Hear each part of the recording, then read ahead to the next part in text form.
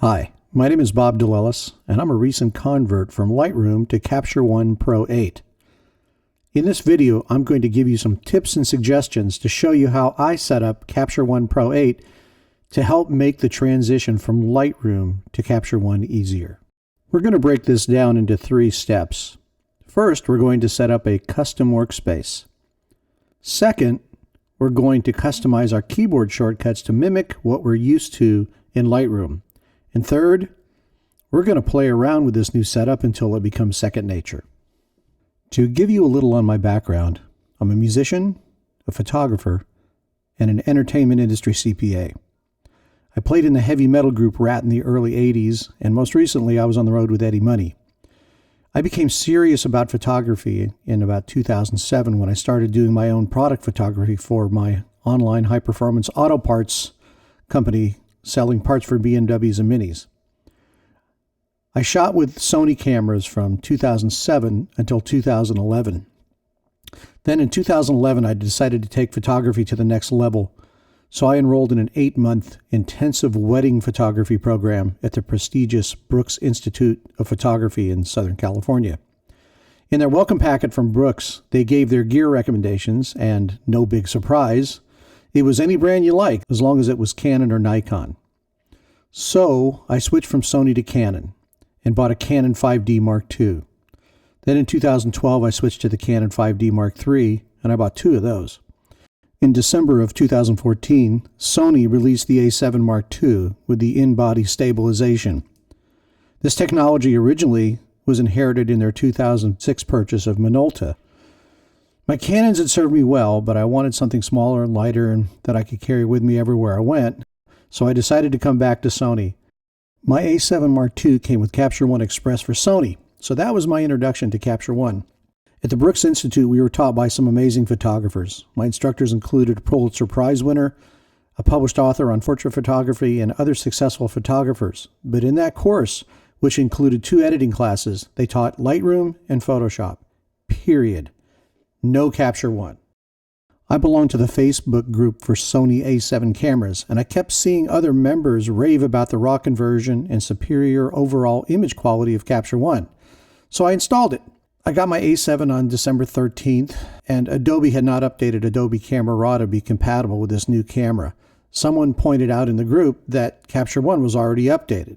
When I first looked at Capture One, to be totally honest, I was overwhelmed by the interface. It was so completely different from Lightroom, I closed it because I thought the transition would be way too difficult. But I still kept seeing people rave about the image quality, so I just had to give Capture One another try. I imported some images into Capture One, went straight to editing, and was really impressed with the image quality and the power. I started watching video tutorials and live webinars given by David Grover on various aspects of using the program. David's a great educator and a great guy, but I didn't find exactly what I really needed, which was something that gave me cross-references. Something that would help me take my knowledge of Lightroom and apply it to Capture One. The more I used Capture One, the more I found out how much I liked it, and it was really hard to go back to editing in Lightroom. So now I'm totally hooked on Capture One Pro. The big problem for me was still the interface differences. The editing tools truly aren't a huge departure from those in Lightroom. And from my classes at Brooks and through a 30-hour, 13-module course at lynda.com, I became very adept at using Lightroom and very familiar with the interface. I'm definitely no Lightroom expert like Julianne Koss, the Adobe evangelist, but I'm very good and I'm very comfortable with Lightroom. I learned in one of David's webinars that, unlike Lightroom, the keyboard shortcuts in Capture One are editable. In Lightroom, you're stuck with what Adobe deems to be the most logical. It is this editing of the keyboard shortcuts that is going to be so helpful in our transition from Lightroom to Capture One Pro. So let's get started. All right, so let's just jump right in here and get started on setting up our custom workspace. What you see here in the upper left corner are the tool tabs that come with the stock default workspace, as you will find when you install Capture One, which is this workspace right here called Default. These little icons up in the upper left are known as your tool tabs. And from left to right, what you have is the Library tab, which is the tab where you're going to find your folder structure, your collections, and your filters. The next tool tab is your Capture tool tab. That's for doing tethered capture. We're going to get rid of this because in general, unless you're doing a lot of tethered capturing, you don't need this tool tab. And if there does come an instance where you are going to do tethered capture, you can simply go up to Window, Workspace, and select Simplified Tethered Capture. The next tool tab is your Color tool tab. And this includes your corrections for color, including white balance, color balance, black and white, and your color editor. Your next tool tab is known as the Exposure. And in my mind, this is the closest thing to the Develop module tools that go down the right side of Lightroom. The next tool tab is for lens correction.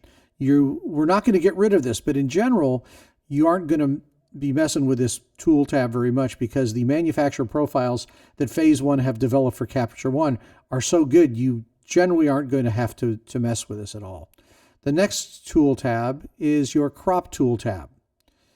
To the right of that right now is the Details tool tab. And in my mind, this is the second half of the Exposure tool tab. These two tool tabs are going to work together, and we're going to move that in our workspace.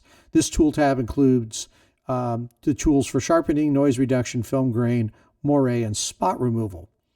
The next tool tab is for local adjustments. And this is one of the areas where Capture 1 is so strong in its editing, and that is the fact that you can actually have 16 different adjustment layers, heal layers, and clone layers where you are making your adjustments directly to your raw files. The next tool tab over contains your styles and presets. The next one to the right with the I, which would indicate info, is a tool tab that includes your keywords and your metadata. Next one over to the right, the gear icon, is for doing exports. Now this includes what Capture 1 calls your process recipes, as they say in the United Kingdom, process over here in the US. And this is the equivalent of where you would do your exporting in Lightroom, where you would select Command-Shift-E for export. And the last icon is your Batch tool tab, which includes the queue and history of things that have been processed. Okay, so step 1 to setting up our workspace, let's go up to Window, down to Workspace, and let's click on Default just to make sure that we've got a good starting point for our adjustments to the Tool tab. Let's right-click on the toolbar, go down to Remove Tool tab, and let's click on Capture to remove the Capture tool tab, and then click on Remove to confirm that we want to do that. Next, let's Command-click on a Mac or Control-click on a PC on the Details tool tab and drag that to the left and put it right beside the Exposure tool tab. Again, in my mind, these two tool tabs are extensions of one another and comprise the majority of the tools that you see down the right side of the Develop module in Lightroom. Alrighty, so now let's save our workspace. So let's go to Window, Workspace, and we'll click on Save Workspace. And as you can see, I've already done that, and I called it LR Workspace to indicate that this is my attempt to configure my workspace to work like Lightroom. Okay, so that concludes the first part of the process, setting up our workspace. We are now ready to get on with setting up our keyboard shortcuts. Okay, so now we've set up our workspace. As we want to organize our tool tabs, the next step is to edit our keyboard shortcuts to try to mimic what we're used to in Lightroom. So what we're going to do is go to the Capture 1 menu and click on Edit Keyboard Shortcuts. Okay, now the keyboard shortcuts are organized in the same manner as your menu across the top of the Capture 1 menus. It is, at least here on a Mac. If you're on a PC, I'm not familiar. So where we want to go is we want to go to View and down to Select Tool tab. Now, there's something I want to point out, and this is very, very important that you understand. And that is that the tool tabs that are organized here in the keyboard shortcuts are based on the relative position of the tool tabs across the top. They are not assigned to specific tool tab names. So tool tab 1, 2, 3, 4, 5 will relate to whatever tool tabs are across the top in their given order. So this would be tool tab 1, 2, 3, 4, 5, and so on. So if you're using a different workspace, these tool tabs will be and could potentially be in a different order, and the keyboard shortcuts that you assign here will not end up being assigned to the same tool tab. This is something that I've spoken to David Grover about, and I suggested that they make these tool tabs actually be assigned to a given tool tab. So maybe tool tab 1 would be your library, and 2 might be capture, and 3 might be color, and so on. But nonetheless, as long as you understand that whatever order they are here, they have to coincide with the tool tabs in the order they are here for the workspace that you're using at that particular time. If you want to set up different keyboard shortcuts for different workspaces, then you'll have to create multiple keyboard shortcut files that you can then switch to when you change workspaces. As you can see here, I have multiple keyboard shortcut files already set up. I ended up using one that I called Lightroom style, and part of that is because I knew I was going to do this video and wanted it to relate to the topic of the video. Okay, so what I did is I assigned letters to the tool tabs that either coincided with Lightroom or made sense if there was not a Lightroom equivalent. So as you know, if you're coming from Lightroom, down the left side is your organizational tools, which includes all your files and your folder structure. So to the library tool tab, I assigned F for file. The next tool tab, this is your color adjustments. Now, one of the things, another thing to know is that when manufacturers assign letters, keyboard shortcuts in a program, generally they will use the first letter or the last letter if the first letter is taken. So in this case, we can't use C for color because C is actually the letter that's assigned to your crop tool, not the crop tool tab even, but the crop tool. So what I assigned was Option R for the last letter of color. This was the most important one to me. This is the exposure tab. And to this tab, I assigned the letter D because I'm familiar with when it comes time to edit an image in Lightroom, you go to the Develop module and you hit the letter D. So I use the letter D. As I had mentioned in the previous section, the Details tab is, in my mind, an extension of the Exposure tab. So I hit Option D. Now, before I go any further, let me also explain something. I went through a couple different versions of letters before I arrived at these. One of the things that I found that I wanted to achieve was I wanted to use letters for the common tools and tool tabs that would be on the left side of the keyboard. And the reason is generally you either have your hand on your trackpad, your mouse, or the pen from your Wacom tablet. So the more that I could do with my left hand without having to leave the keyboard or put my Wacom pen down or leave the trackpad, the more efficient I was going to be. So that's why that was the method that I used to choose a lot of these letters. So again, Exposure tab, which is tab number 3 in this workspace, is D. Exposure tab number 4, which is Details, is Option D. This way you can hit D, Option D, E, and go back and forth between the two.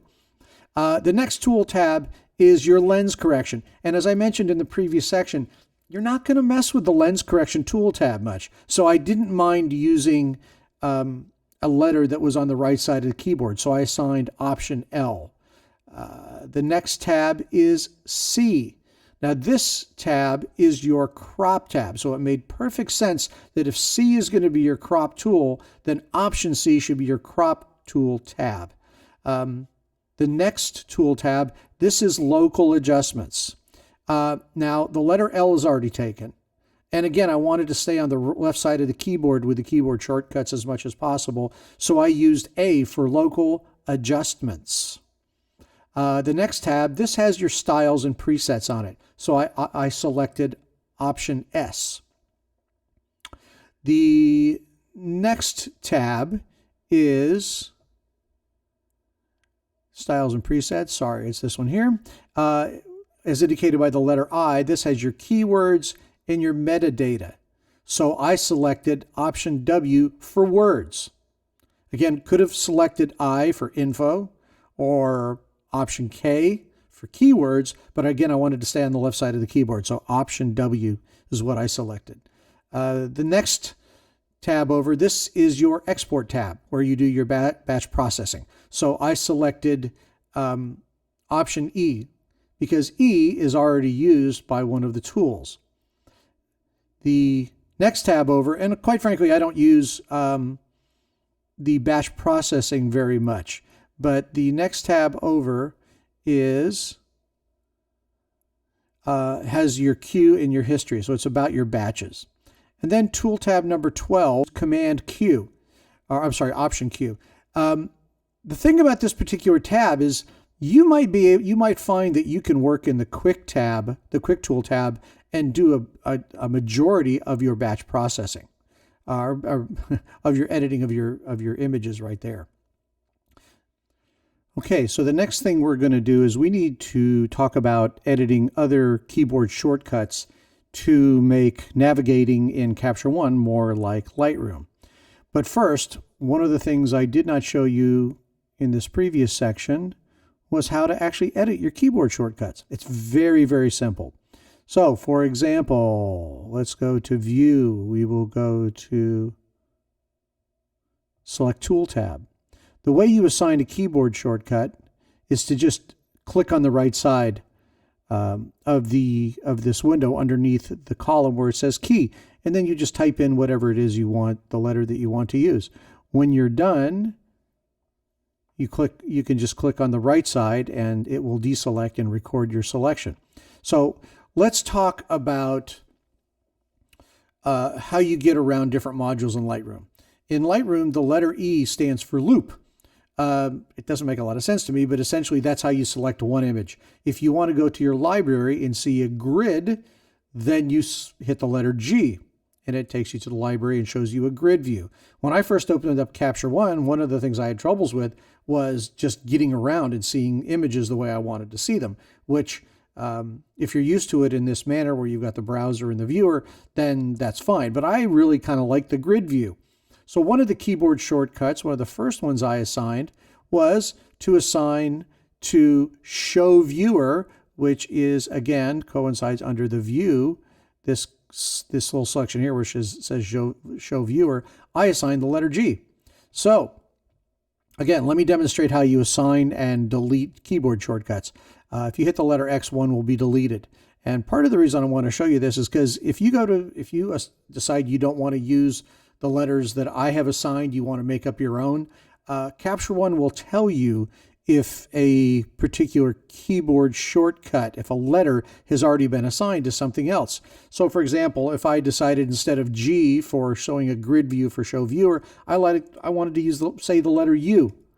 Watch what happens.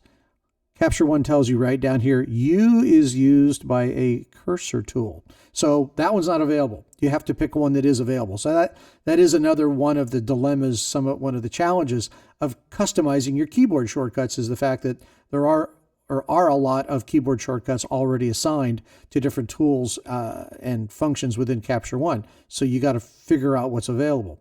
So again, here I'm going to hit the letter G, click over to the left. There we go. Now we're back to the letter G. Now let me demonstrate for you that I don't always like the film strip down here. Command B on a Mac gets rid of the film strip. Now I am in what Lightroom would call the loop view. The viewer has just selected one image. If I hit my letter G, it gives me a grid view of my images. If I select any one of these images up here, hit the letter G again, it now toggles back and forth between looking at one image and looking at a grid of all of your images. There's a couple more things I want to show you. Number one is that if you go to Help and click on Keyboard Shortcuts Summary, that will show you a list of the keyboard shortcuts that have been assigned to this particular group of keyboard shortcuts. Let's go back and look at the keyboard shortcuts, the Edit Keyboard Shortcuts window again. One of the things you will notice here is that you can select between different sets of keyboard shortcuts, but there is currently no way to import or export these shortcuts. So what do you do if you have two computers? Like I do. I work on a 27-inch iMac and I have a MacBook Air. I want these to match so that I don't have two different sets of keyboard shortcuts. Well, let me show you where these are located on a Mac. What we have to do is go to the library. And the way you get to the library in the last few versions of Mac OS X is you go to the Finder and you click on Go. Well, if you notice, there's no library here. Apple has hidden it.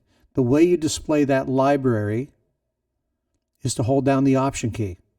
So if I hold down Option, click on Library, that will open up a Finder window.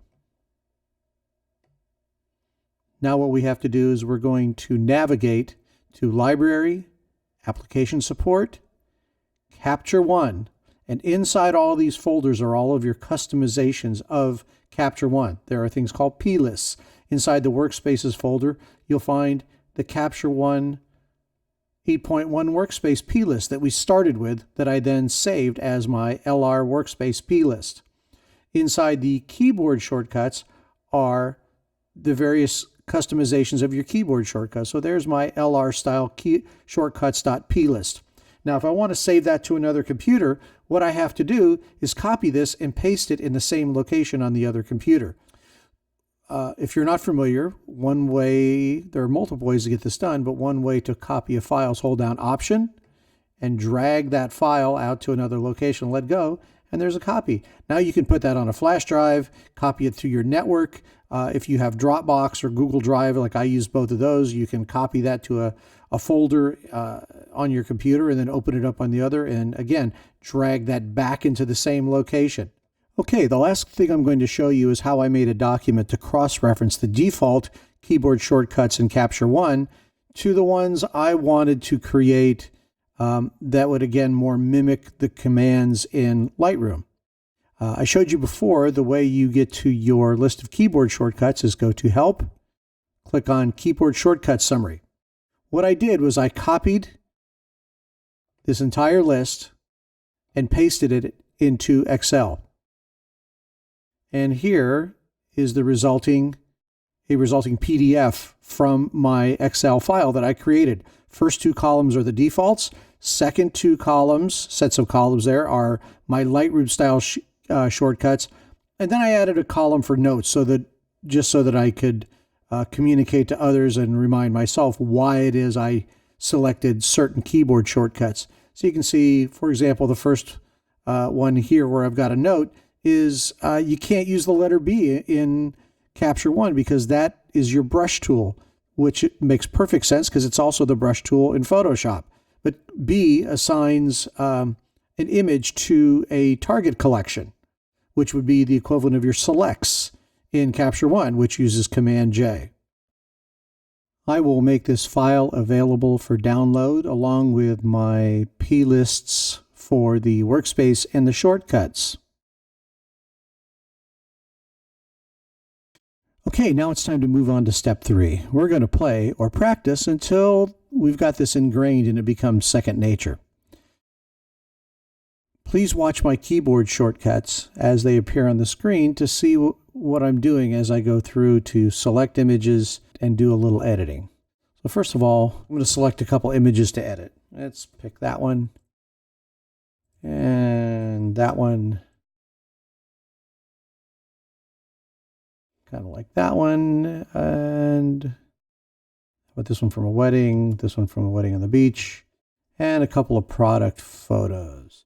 Also what I want to do is I want to show you how to delete images. So using green for keep and red for discard. So I'm going to make a virtual copy of this one and I'm going to hit the letter X to indicate that that one is going to be a reject.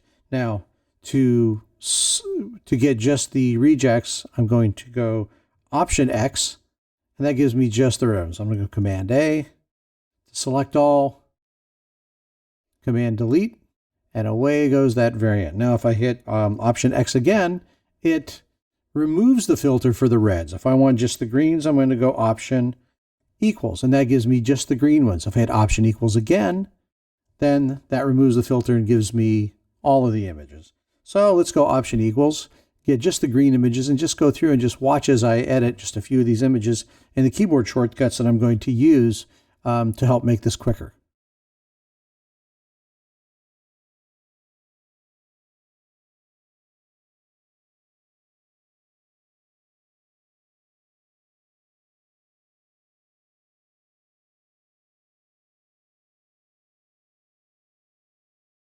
One of the things one of my instructors at the Brooks Institute always did was to, on any image where there's a portrait, he liked to reduce the clarity to try to soften it just a little bit. Okay, so I kind of like that one. Let's go on to the next.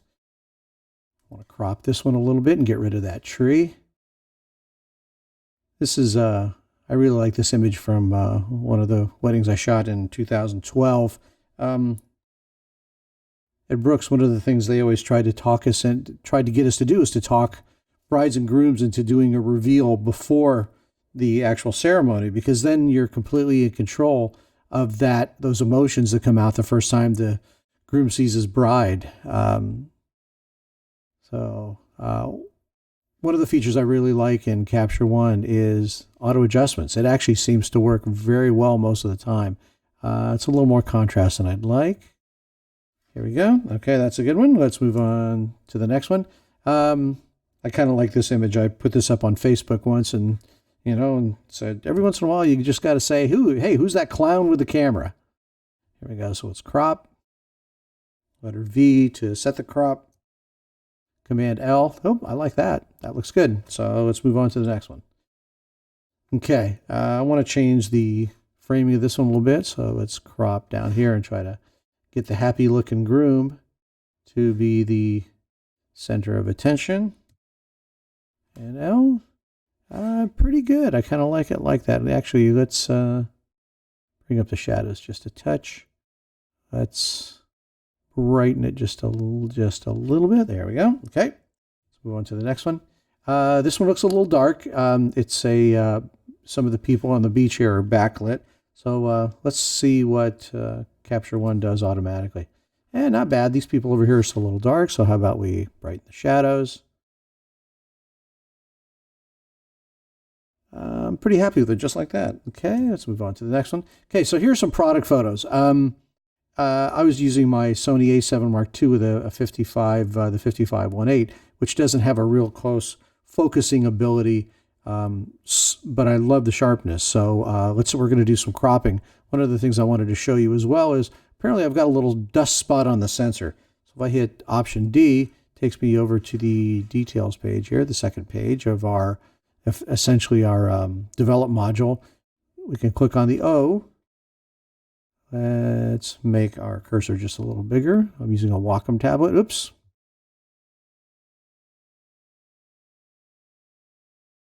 Okay, brush size, just slightly bigger. Okay, just wanted to show how that works. Although the reality is I'm going to crop that out anyway, but it was a good opportunity to show the keyboard shortcut for using the spot removal tool. Okay, let's hit Command L and see what happens. The thing is that I used a Sekonic L478DR light meter, so my exposures were pretty good. There's a lot of white in this image, so I think it probably fools Capture One just a touch, and it wants to darken things up and reclaim the highlights. And I don't really want to do that. I want my whites to be white. I would like a little more clarity, see if I can get a little more sharpness on where this says really right stuff. There we go. Okay, so I'm happy with that, except let's make sure that our crop is level here. There we go. Letter V. On to the next one. All right, here, and let's clear the filter for our selects, for our green. So hopefully this little demonstration shows you that after you organize your keyboard shortcuts into a way that makes sense to you, and you practice with them for a while, this is going to become second nature. In fact, I feel like I can get around quicker in Capture One than I could in Lightroom, and I really believe it's because of the ability to organize those keyboard shortcuts and make them make sense to you. So to recap, what have we done? Number one, we set up a custom workspace. Number two, we customized our keyboard shortcuts. And now it's time for number three. Go out there and practice and play and just keep working with Capture One until it becomes second nature. And it will. If you haven't already, you're going to find it very painful to go back to Lightroom after enjoying the superior raw conversion and editing capabilities of Capture One Pro 8. I'd like to thank David Grover and everyone else at Phase 1, Capture One, for giving me this opportunity to share this video with you. My name is Bob DeLellis, and you've been watching Making the Move from Lightroom to Capture One Pro 8 Easier. Thank you for watching.